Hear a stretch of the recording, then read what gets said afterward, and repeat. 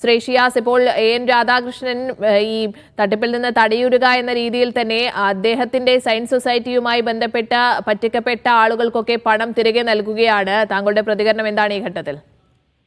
അല്ല, ഇത് തുടക്കം മുതലേ ഈ തട്ടിപ്പിൽ രാധാകൃഷ്ണൻ ഉണ്ടായിരുന്നു എന്നുള്ളതാണ്. കാരണം ഇതിന്റെ നമ്മൾ കാണുന്ന സന്ദർഭങ്ങളിലൊക്കെ ഇതൊക്കെ നമ്മൾ പബ്ലിക്കായിട്ടാണല്ലോ എല്ലാവരും, ഞാനും നിങ്ങളും ഉൾപ്പെടെയുള്ള ആളുകൾക്ക് പബ്ലിക് ആയിട്ട് ഫ്ലെക്സ് വയ്ക്കുന്നതും നോട്ടീസ് അടിക്കുന്നതും അതിനകത്തൊക്കെ ഇവരുടെ എല്ലാം ഫോട്ടോസും കാര്യങ്ങളും ഇവരെല്ലാമാണ് അതിന്റെ പിന്നിൽ എന്നുള്ളത് തോന്നിപ്പിക്കുന്ന തരത്തിലാണ് അതെല്ലാം വന്നുകൊണ്ടിരുന്നത്. എല്ലാ പരിപാടികളിലും ഇവരുടെ സാന്നിധ്യം ഉണ്ടായിരുന്നു.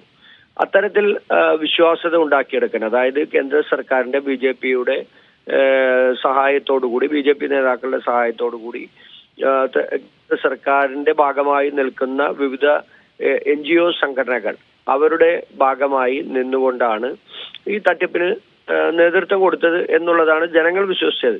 തട്ടിപ്പായിരുന്നു എന്നുള്ളത് ഇപ്പോഴല്ലേ അറിയുന്നത്. സ്വാഭാവികമായും ഈ നേതാക്കന്മാർ ഉണ്ട് എന്നുള്ള വിശ്വാസത്തിന്റെ അടിസ്ഥാനത്തിലാണ് ജനങ്ങൾ മുഴുവൻ പണം കൊടുത്തത്.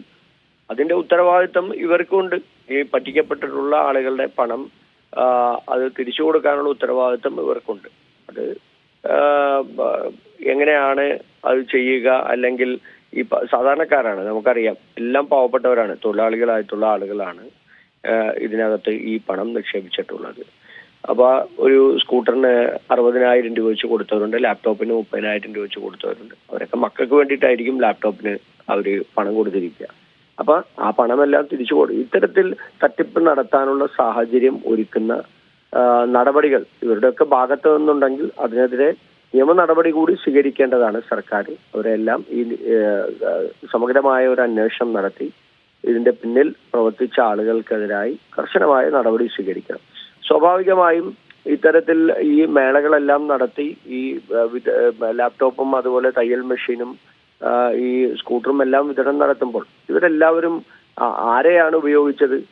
അതാത് സ്ഥലത്തെ MLA മാർ, MP മാർ, മന്ത്രിമാരെ വരെ ഇവർ ഉപയോഗിക്കപ്പെടുന്നത്. അപ്പൊ സ്വാഭാവികമായും രാഷ്ട്രീയ നേതൃത്വത്തിന്റെ ഇത്തരത്തിലുള്ള ഈ AN രാധാകൃഷ്ണനെ പോലുള്ള ആളുകളുടെ പിന്തുണയോടുകൂടി ഇത്തരത്തിൽ വളർന്നു വന്ന ഒരു സംവിധാനം അത് മറ്റുള്ള ആളുകളെ കൂടി ഇതിനകത്തേക്ക് വലിച്ചിഴക്കുകയാണ് ഉണ്ടായത്. ഇത് വരുന്ന ആളുകൾ ആരൊക്കെയാണെന്ന് ഈ പറയുന്ന ആളുകൾക്ക് ഇപ്പൊ വില കുറവിൽ ഇത്തരത്തിൽ CSR ഫണ്ടുകളെല്ലാം ഉപയോഗപ്പെടുത്തി സാധാരണക്കാർക്ക് ഇത്തരത്തിലുള്ള സാധനങ്ങൾ കൊടുക്കുമ്പോൾ ജനപ്രതിനിധികളായിട്ടുള്ള ആളുകൾ പോകും. അതേസമയം ഷിയാസ്, അതോടൊപ്പം തന്നെ ഈ കോൺഗ്രസ് നേതാവായിട്ടുള്ള ലാലി വിൻസെന്റും കേസിൽ 7ാം പ്രതിയാണല്ലോ. അപ്പോൾ കൂടുതൽ രാഷ്ട്രീയ നേതാക്കൾ ഒരുപക്ഷെ പലയിടങ്ങളിൽ ഇനിയും വരാനുള്ള സാധ്യതയല്ലേ ഉള്ളത്, കോൺഗ്രസിന്റേതടക്കം? അല്ല, ഞാൻ അതാ സൂചിപ്പിച്ചത്. ലാലി വിൻസെന്റ് ഈ ഇത്തരത്തിൽ പണം കളക്ട് ചെയ്യുന്ന അല്ലെങ്കിൽ ഇത്തരത്തിൽ ആളുകളിൽ നിന്ന് പണം കളക്ട് ചെയ്ത് കൊടുക്കുന്ന സൊസൈറ്റി എല്ലാവരും അവര് ഇവരെ ലീഗൽ അഡ്വൈസർ, സ്വാഭാവികമായിട്ടൊരു ഫേം തുടങ്ങുമ്പോൾ അവരൊരു ലീഗൽ അഡ്വൈസർ, ഒരു നിയമ പരിരക്ഷ അവർക്ക് ഉറപ്പുവരുത്താൻ കഴിയാവുന്ന ഒരു ലീഗൽ അഡ്വൈസർ, ഒരു അഭിഭാഷകര് അവരുടെ സേവനം ഉപയോഗപ്പെടുത്തുന്നത് സർവ്വസാധാരണമാണ്. അതിപ്പോ ആരാണെന്നുണ്ടെങ്കിൽ, ഇപ്പൊ ലാലി വിൻസെന്റ് അല്ല, ആരാണെന്നുണ്ടെങ്കിലും കോടതിയിൽ അവരുടെ കേസുമായി ബന്ധപ്പെട്ട് അല്ലെങ്കിൽ നിയമപരമായി അവർക്ക് ഏതെങ്കിലും തരത്തിലുള്ള കാര്യങ്ങൾ ഉപയോഗപ്പെടുത്താൻ അവര് സ്വാഭാവികമായത് ഫീസ് കൊടുത്തിട്ടാണ് ചെയ്യുക. അത്രേ ഉള്ളൂ അവരുടെ ഇത്. അവരതിന് കേസിൽ ഏത് രീതിയിലാണ് അവരെ പ്രതികർത്തതെന്നുള്ളത് എനിക്കറിയില്ല. പക്ഷെ അത്തരത്തിലാണ് അവരുടെ പ്രവർത്തനം ഉണ്ടായത്. അല്ലാതെ അവര് സൊസൈറ്റി രൂപീകരിച്ച് അവര് ജനങ്ങളിൽ നിന്ന് പണം പിരിച്ചിട്ടല്ല അവർ പ്രവർത്തിച്ചതെന്നുള്ളതാണ് എനിക്ക് മനസ്സിലാക്കാൻ സാധിച്ചത്. അതേസമയം ഈ ലാലി വിൻസെന്റ് ആദ്യഘട്ടത്തിലൊക്കെ പറഞ്ഞത് അനന്തു കൃഷ്ണൻ തനിക്ക് മകനെ പോലെയാണ്, തട്ടിപ്പുണ്ടായിട്ടില്ല എന്ന രീതിയിലുള്ള പ്രതികരണങ്ങളൊക്കെ. അത്രത്തോളം അടുപ്പമുണ്ട് അനന്തുവുമായി, ഒരു നിയമോപദേശക എന്നതിലുപരി അത്രത്തോളം അടുപ്പമുണ്ട് അനന്തുവുമായി എന്ന് ലാലി വിൻസെന്റിന്റെ തന്നെ പ്രതികരണത്തിൽ നിന്ന് നമ്മൾ കേട്ടതാണ്. അതെന്താണെന്നുള്ളത് എനിക്കറിയില്ല. അത് പിന്നീട് പരിശോധിക്കാം. എന്താണെന്നുള്ളത് പാർട്ടി പരിശോധിക്കും, ഇത്തരത്തിലുള്ള കാര്യങ്ങളിൽ എന്താണെന്നുള്ളത്.